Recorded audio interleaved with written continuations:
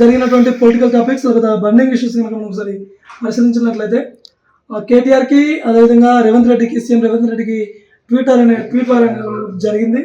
Paper tigers Revanth versus KTR ఉక్కు గనుల వేలంపై ట్వీట్లు అవకాశవాద రాజకీయానికి నిలువుటద్దాలు. వీరిద్దరు కూడా సింగరేణి బొగ్గు గనుల వేలం మీద ట్వీట్లు చేసుకున్నటువంటి పరిస్థితి. బీఆర్ఎస్ హయాంలోనే ఆల్రెడీ సింగరేణి బొగ్గు గనుల్ని అప్పగించారు అనేసి రేవంత్ రెడ్డి అంటుంటే ఇప్పుడు ఉన్నటువంటి గవర్నమెంట్ బీజేపీ గవర్నమెంట్ రెండు కలిసి కూడా సింగరేణి బొగ్గు గనుల్ని అప్పగిస్తున్నారని చెప్పేసి కూడా కేటీఆర్ ట్వీట్ చేసినటువంటి పరిస్థితి. ఇక రఘునందన్ స్టేట్మెంట్ ఒకసారి మనం పరిశీలిస్తే దేశ సేవ కోసం అయితే బీజేపీలోకి రండి, హరీష్ కేసీఆర్ వస్తే బీజేపీలోకి చేర్చుకుంటాం. మెదక్ ఎంపీ రఘునందన్ రావు అంటే దేశ సేవకు చేసే వాళ్ళు మాత్రమే బీజేపీలోకి రండి అనేసి రఘునందన్ రావు ప్రకటించినటువంటి పరిస్థితి. అయితే దేశ సేవ ఆలోచన ఉన్నటువంటి అదే ఆలోచనతోని కేసీఆర్ వచ్చినా కేటీఆర్ వచ్చినా హరీష్ రావు వచ్చినా మేము చేర్చుకుంటామనేసి కూడా రఘునందన్ రావు ప్రకటించారు. అంటే మనం ఇక్కడ ఒకటి అర్థం చేసుకోవాలి, నిన్నటి వరకు కేసీఆర్ మీద కేటీఆర్ మీద విమర్శించినటువంటి బీజేపీ ఇవాళ బీజేపీలోకి వస్తామంటే చేర్చుకుంటామనేసి రఘునందన్ ప్రకటించడం ఎంతవరకు కరెక్ట్ అనేది మనం ఒకసారి అర్థం చేసుకోవచ్చు. అదేవిధంగా బాధిత మహిళకి మంత్రి ఓదార్పు, నిందితులపై కఠిన చర్యలు తీసుకుంటాం. జూపల్లి కృష్ణారావు నగర్ కర్నూలు జిల్లా కొల్లాపూర్ మండలం ములచింతపల్లి ఆదివాసీ మహిళని మంత్రి జూపల్లి కృష్ణారావు పరామర్శించారు. నిన్ననే మనం ఈ టాపిక్ గురించి మాట్లాడుకున్నాం. ఆ మహిళ మీద వికృతంగా నీచంగా దుర్మార్గులు వివరించాలని కూడా మనము మాట్లాడుకున్నాం. అదే మహిళని మంత్రి జూపల్లి ఇవాళ పరామర్శించారు. తనకి 2 లక్షల పరిహారాన్ని అందించారు. అంటే పరిహారం అని కూడా అనొద్దు, 2 లక్షల సహాయాన్ని అందించారు జూపల్లి. ఎవరైతే నిందితులు ఉన్నారో ఆ నిందితుల మీద కఠిన చర్యలు తీసుకుంటామనేసి కూడా జూపల్లి ప్రకటించారు. అదేవిధంగా మా ఊళ్ళోనే నీళ్లు రావడం లేదు, మంత్రి కోమటిరెడ్డి వెంకటరెడ్డి. నల్గొండ జిల్లాలోనే నా సొంత గ్రామమే బ్రాహ్మణ వెల్లంలో మిషన్ భగీరథ నీళ్లు రావడం లేదనేసి కూడా కోమటిరెడ్డి వెంకటరెడ్డి ప్రకటించారు. అంటే తెలంగాణలో నీటి కరువు ఉన్నది, వానాకాలం వచ్చినప్పటికీ కూడా త్రాగునీటికి రాష్ట్ర ప్రజలు ఇబ్బంది పడుతున్నారనేసి కూడా స్వయంగా మంత్రి కోమటిరెడ్డి ప్రకటించారు. అంటే చూడండి, తన సొంత గ్రామంలోనే నీళ్లు రావట్లేవు, మిగతా గ్రామంలో ఏ విధంగా ఉంది పరిస్థితి అని కోమటిరెడ్డి ప్రకటించారు. అంటే రాష్ట్ర వ్యాప్తంగా కూడా ఈ నీటి సమస్య ఉన్నది, మిషన్ భగీరథ నీళ్లు అందట్లేవు అనేసి కూడా కోమటిరెడ్డి ప్రకటించారు. అదేవిధంగా చినుకు పడితే రోడ్లన్నీ జలమయం, కేంద్ర మంత్రి కిషన్ రెడ్డి. హరితహారం కోసం కేసీఆర్ లాగా 100 కోట్లు ఖర్చు చేయవద్దు, ప్రభుత్వం వర్షాకాలం జాగ్రత్తలు తీసుకోవాలి. అంటే చినుకు పడితే రోడ్లన్నీ కూడా జలమయం అవుతున్నాయని కూడా మనకు కిషన్ రెడ్డి చెప్తా ఉన్నాడు. అదేవిధంగా హరితహారం కోసం కేసీఆర్ లాగా 100 కోట్లు ఖర్చు చేయదు. అంటే హరితహారం వానలు పడంగానే హరితహారం అనేసి రోడ్ల మీదకి వచ్చి హరితహారం పేరు మీద మొక్కలు నాటి దుబారా ఖర్చు చేశారనేసి కూడా కిషన్ రెడ్డి చెప్తున్నటువంటి పరిస్థితి. నిజంగానే ఈ 5 ఏళ్లలో ఒకవేళ హరితహారం కనుక సక్సెస్ అయితే మరి నాటిన చెట్లన్నీ ఎక్కడ పోయాయి, చెట్ల పేరు మీద వెచ్చించినటువంటి నిధులన్నీ కూడా ఎక్కడ పోయాయి అనేసి కూడా మనం ఒకసారి అర్థం చేసుకోవచ్చు. అలాంటి ఖర్చు ఉన్నటువంటి ఈ కాంగ్రెస్ సర్కార్ చేయవద్దనేసి కూడా మనకు కిషన్ రెడ్డి చెప్తున్నటువంటి పరిస్థితి. అదేవిధంగా మరొక వార్త చూస్తే నీట్ పరీక్ష రద్దు డిమాండ్తో కిషన్ రెడ్డి ఇల్లు ముట్టడి. విద్యార్థి సంఘాల నాయకులు కేంద్ర మంత్రి కిషన్ రెడ్డి ఇంటి ముట్టడించారు. నీట్ పరీక్షని పూర్తిగా రద్దు చేయాలి. దీని మీద ఇప్పటికే కేంద్రము తాజాగా హై లెవెల్ కమిటీ ఏర్పాటు చేసింది. ఈ హై లెవెల్ కమిటీ కాదు, ఏది కాదు, పూర్తిగా ఈ నీట్ పరీక్షను రద్దు చేయాలని కూడా కేంద్ర మంత్రి కిషన్ రెడ్డి ఇల్లుని విద్యార్థి సంఘాలు ముట్టడించినటువంటి పరిస్థితి. దిశ పేపర్లో కనుక చూస్తే బీఆర్ఎస్ ఇప్పుడు టైటానిక్ షిప్, ఆ పార్టీ మునిగిపోబోతుంది. గులాబీ పార్టీకి సిఆర్ఎస్ కంపల్సరీ రిటైర్మెంట్ స్కీమ్ ఖాయం. హరీష్ కేసీఆర్ బీజేపీలోకి వస్తే స్వాగతిస్తాం. నిజాం షుగర్ ఫ్యాక్టరీని తిరిగి తెరిపిస్తాం. మీట్ ది ప్రెస్లో రఘునందన్ రావు. తెలంగాణ జర్నలిస్ట్ యూనియన్ తోని రఘునందన్ రావు ఇలా ప్రెస్ మీట్ పెట్టినటువంటి పరిస్థితి. వాళ్ళతో ఇంటరాక్ట్ అయ్యారు. ఆ ప్రెస్ మీట్ లో రఘునందన్ రావు కొన్ని కీలక వ్యాఖ్యలు చేశారు. గులాబీ పార్టీ మునిగిపోయేటువంటి నావా అనేసి కూడా ప్రకటించినటువంటి పరిస్థితి. ఎందుకంటే మొన్న జరిగినటువంటి పార్లమెంట్ ఎన్నికల్లో బీఆర్ఎస్కి 1 సీటు కూడా రాలేదు. అదేవిధంగా ఎమ్మెల్యే ఎలక్షన్లో కూడా సీట్లు కోల్పోయినటువంటి పరిస్థితి, 39 సీట్లే వచ్చాయి. రీసెంట్గా చూస్తే మళ్ళీ బీఆర్ఎస్లో ఉన్నటువంటి ఎమ్మెల్యేలు కాంగ్రెస్ వైపు పోతున్నారు. ఈ మొత్తం ఎపిసోడ్ చూస్తే బీఆర్ఎస్ మునిగిపోయే నావా అనేసి కూడా రఘునందన్ రావు ప్రకటించినటువంటి పరిస్థితి. అదేవిధంగా సీఎం రేవంత్ రెడ్డి అభివృద్ధిలో చంద్రబాబుతో పోటీ పడతా, రాష్ట్రంలో త్వరలో హెల్త్ టూరిజం ఏర్పాటు చేస్తాం. సీఎం రేవంత్ రెడ్డి కీలక వ్యాఖ్యలు. ఇక్కడ సీఎం రేవంత్ రెడ్డి ఏమంటాడంటే పక్కన ఉన్నటువంటి ఆంధ్రప్రదేశ్ ముఖ్యమంత్రి చంద్రబాబు 18 గంటలు పనిచేస్తూ ఉన్నాడు, నేను రోజుకు 12 గంటలే పనిచేస్తూ ఉన్నా, 18 గంటలు నేను కూడా పనిచేస్తా అనేసి కూడా ప్రకటించినటువంటి పరిస్థితి. అంటే చంద్రబాబుతో నేను పోటీ పడతా అనేది ఇక్కడ సీఎం రేవంత్ రెడ్డి ప్రకటించారు. ఇక్కడ మనం గమనించాలి, తాజాగా కొంతకాలం అంటే కొన్ని రోజుల క్రితము ఇదే సీఎం రేవంత్ రెడ్డి చంద్రబాబు మీకు గురువుగా అంటే మాకు గురువేంది, నేను తోటి సహచరుని మాత్రమే, నాకేం గురువు కాదు అని సీఎం రేవంత్ రెడ్డి ప్రకటించారు. ఇవాళేమో చంద్రబాబుతో పోటీ పడి పనిచేస్తా అనేసి కూడా సీఎం రేవంత్ రెడ్డి ప్రకటించినటువంటి పరిస్థితి. ఈ రెండు వ్యాఖ్యలని ఒకసారి మనం అబ్జర్వ్ చేస్తే అక్కడనేమో గురువే కాదంటాడు, ఇక్కడనేమో తనతో పోటీ పడి పనిచేస్తా అనేసి కూడా ప్రకటిస్తున్నటువంటి పరిస్థితి. అదేవిధంగా మంత్రి పొంగులెడ్డి హామీలలో వెనక్కి తగ్గాం, ఇచ్చినటువంటి 6 గ్యారంటీలలో మేము ఎక్కడ కూడా వెనక్కి తగ్గామనేసి కూడా పొంగులెడ్డి ప్రకటిస్తున్నటువంటి పరిస్థితి. అదేవిధంగా కిసాన్ న్యాయ్కి కాంగ్రెస్ కట్టుబడి ఉంది. ఏఐసిసి చీఫ్ మల్లికార్జున్ ఖర్గే రైతులపై మోదీ ప్రభుత్వం నల్ల చట్టాలను విధిస్తే కాంగ్రెస్ కిసాన్ న్యాయ్కు కట్టుబడి ఉందని ఏఐసిసి చీఫ్ మల్లికార్జున్ ఖర్గే అన్నారు. పంట రుణమాఫీపై తెలంగాణ ప్రభుత్వం తీసుకున్న నిర్ణయాలపై ఆయన ట్విట్టర్ వేదికగా ప్రకటించారు. కిసాన్ న్యాయ్ అంటే ఇప్పుడున్నటువంటి రైతు రుణమాఫీ కావచ్చు, రైతులకు పరిహారం ఇవ్వడం కావచ్చు.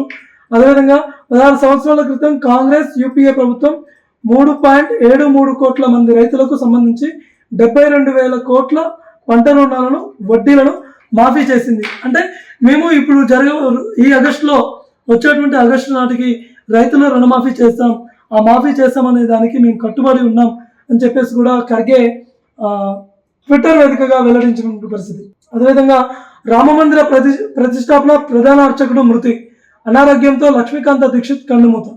అయోధ్య రామమందిర విగ్రహ ప్రతిష్టాపనలో ప్రధాన అర్చకుడిగా వ్యవహరించిన పండిట్ లక్ష్మీకాంత్ దీక్షిత్ ఇవాళ వారణాసిలో మృతి చెందారు. అంటే అయోధ్య రామమందిరంలో ఇప్పుడున్నటువంటి బాలరాముని యొక్క విగ్రహ ప్రతిష్టాపనలో పాల్గొన్నటువంటి లక్ష్మీకాంత దీక్షిత్ యొక్క పూజారి అస్తమయమయ్యారు, కన్నుమూసారు అనేసి కూడా మనకు ఒక ప్రధాన వార్త అవపడతా ఉంది. అదేవిధంగా కరోడ్ షాక్తో దంపతులు మృతి, దండంపై బట్టలు వేస్తుండగా ఘటన. అదేవిధంగా టీజీపీఎస్సీ ఎదుట బీజేవైఎం ధర్నా, తీవ్ర ఉద్రిక్తత, నేతల అరెస్ట్. బీజేవైఎం టీఎస్పీఎస్సీ ఎదుటకు పోయి టీఎస్పీఎస్సీ అంటే పబ్లిక్ సర్వీస్ కమిషన్ ఎదుటకు వెళ్ళి బీజేవైఎం ధర్నా చేసినటువంటి పరిస్థితి. వీళ్ళ ప్రధాన డిమాండ్ ఏంటంటే గ్రూప్ 1 పరీక్షలో, గ్రూప్ 2 పరీక్షలు కావచ్చు, మొత్తం గ్రూప్ 1 ప్రిలిమ్స్లో 1:100 ప్రకారం క్వాలిఫై చేయాలని కూడా బీజేవైఎం డిమాండ్ చేస్తూ ఉంది. ఇదే డిమాండ్ని అటు టీఆర్ఎస్వి కూడా అంటే గులాబీ బీఆర్ఎస్ విద్యార్థి సంఘం కూడా ఇదే డిమాండ్ని చేస్తూ ఉంది. అక్కడ ఇవాళ బీజేవైఎం నేతలు ధర్నా చేస్తే వాళ్ళని అరెస్ట్ చేశారు. వెలుగులో కనుక మనం చూస్తే బీజేపీలో గ్రూప్లో లొల్లి, అధ్యక్ష పదవి కోసం ఎవరి వారుగా పైరవీలు, కీలక సమయంలో రాజాసింగ్ హాట్ కామెంట్స్, ఇటీవల సెల్యూట్ తెలంగాణకు ఎమ్మెల్యే డుమ్మా, దేశం ధర్మం సమాజంపై అవగాహన ఉన్నోళ్ళకే స్టేట్ చీఫ్ ఇవ్వాలని వ్యాఖ్య, ఎంపీలు ఎమ్మెల్యేలు సంప్రదించాకే డిసిషన్ తీసుకోవాలని మెలిక, దూకుడు స్వభావం ఉంటేనే పార్టీకి భవిష్యత్ అని కామెంట్. రాజాసింగ్ ట్విట్టర్ వేదికగా ఒక వీడియో రిలీజ్ చేశారు. ఎవరైతే బీజేపీ అధ్యక్ష పదవి ఇప్పుడు హాట్ టాపిక్గా మారింది బీజేపీలో, ఎవరైతే అధ్యక్ష పదవికి ఉంటారో వాళ్ళందరూ కూడా పైరవీలు చేస్తారనేసి కూడా వెలుగు పత్రిక మనకు చెప్తా ఉంది. ఎవరైతే దేశం ధర్మం కోసం ఎవరైతే పనిచేస్తారో వాళ్ళకే మీరు అధ్యక్ష పదవి కట్టబెట్టండి.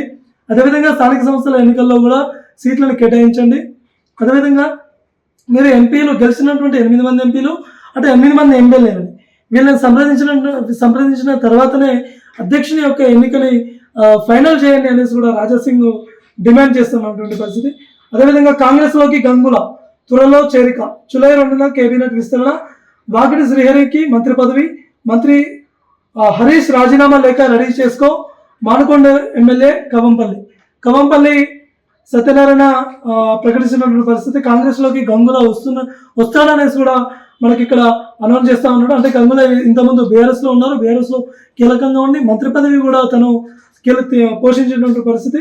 ఈ నేపథ్యంలో కాంగ్రెస్లోకి గంగుల వస్తాడనేసి కూడా కవంపల్లి ప్రకటించడం అనేది మనకు హాట్ టాపిక్గా మారింది అనేసి కూడా అర్థం చేసుకోవచ్చు. అదేవిధంగా హరీష్ రిజైన్ లెటర్ రెడీ చేసుకో, వరికి 500 బోనస్ చెల్లిస్తాం, బీఆర్ఎస్ గురించి మేము ఆలోచించాం, ఎమ్మెల్సీ జీవన్ రెడ్డి. కాంగ్రెస్ ఎమ్మెల్సీ జీవన్ రెడ్డి హరీష్ రావుకు సవాల్ విసురుతా ఉన్నాడు, రిజైన్ లెటర్ రెడీ చేసుకోవాలని. ఎందుకంటే 500 బోనస్ ఇస్తాం మేము, ఈ ఈ సీజన్లో, కాబట్టి నువ్వు రిజైన్ లెటర్ రెడీ చేసుకో అనేసి కూడా జీవన్ రెడ్డి ప్రకటిస్తున్నటువంటి పరిస్థితి. అదేవిధంగా ఒకసారి ఏపీ వార్తలు కనుక వెళ్తే రాష్ట్రానికి ఏమి ఇవ్వబోతున్నారు. కేంద్ర కేబినెట్ సెంట్రల్లో కేబినెట్ భేటీ జరిగింది.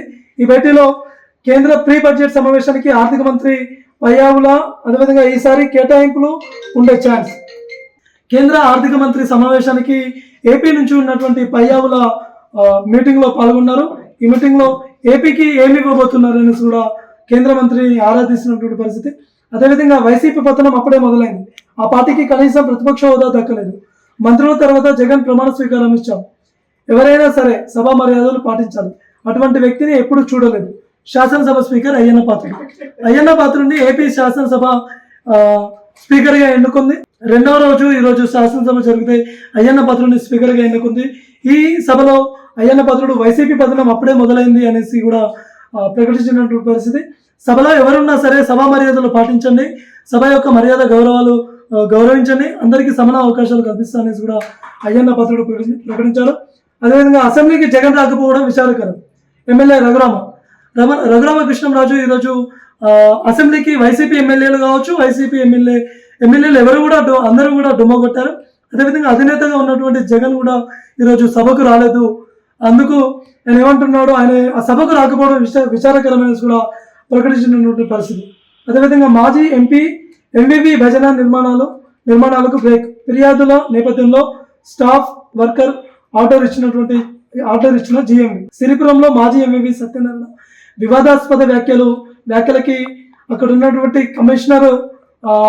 మున్సిపల్ కమిషనర్ నోటీసులు ఇచ్చింది. నడిబొడ్డులో కోట్ల రూపాయలు విలువ చేసే 4.5 ఎకరాల ఎంవివి నిర్మాణాలు చేపట్టారు.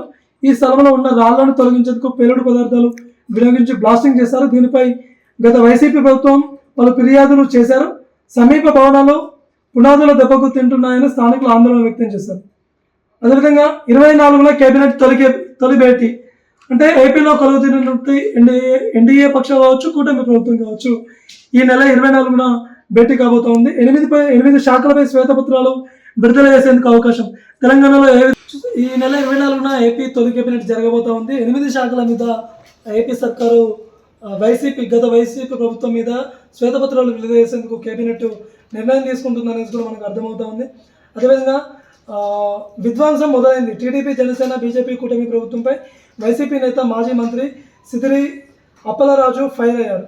విధ్వంసం మొదలైందనేసి కూడా సిదిరి అప్పలరాజు ఫైర్ అవుతూ ఉన్నారు. ఎందుకంటే ఈరోజు తాడేపల్లిలో వైసీపీ కార్యాలయం మీద బుల్డోజర్లతోని ఆ యొక్క కార్యాలయం రెడీ అయినటువంటి కార్యాలయాన్ని బుల్డోజర్లతోని కూల్చివేసినటువంటి పరిస్థితి. అదేవిధంగా నోటీసు చించివేత. వైసీపీ కార్యాలయానికి గ్రేటర్ విశాఖ మున్సిపల్ కమిషనర్ అధికారులు ఇచ్చినటువంటి నోటీసుల్ని గుడివాడ అమర్నాథ్ యొక్క నోటీసుని మున్సిపల్ అధికారులు ఇచ్చినటువంటి నోటీసుని చించివేసినటువంటి పరిస్థితి. అదేవిధంగా లోకేష్ని కలిసిన కేంద్ర మంత్రి కింజారపు రామ్మోహన్ లోకేష్ని కలిసినటువంటి పరిస్థితి. అదేవిధంగా జగన్ ఇంకా అహంకారం తగ్గలేదు అనేసి కూడా ఎమ్మెల్యే దూలిపల్లి నరేంద్ర అంటున్నటువంటి పరిస్థితి. ఇది ఇవాళ ఉన్నటువంటి ప్రధానమైనటువంటి వార్తలు, ఇవాళ ఉన్నటువంటి మెయిన్ వార్తలుగా మనం చెప్పుకోవచ్చు. మరొక వార్తలతో మళ్ళీ కలుద్దాం.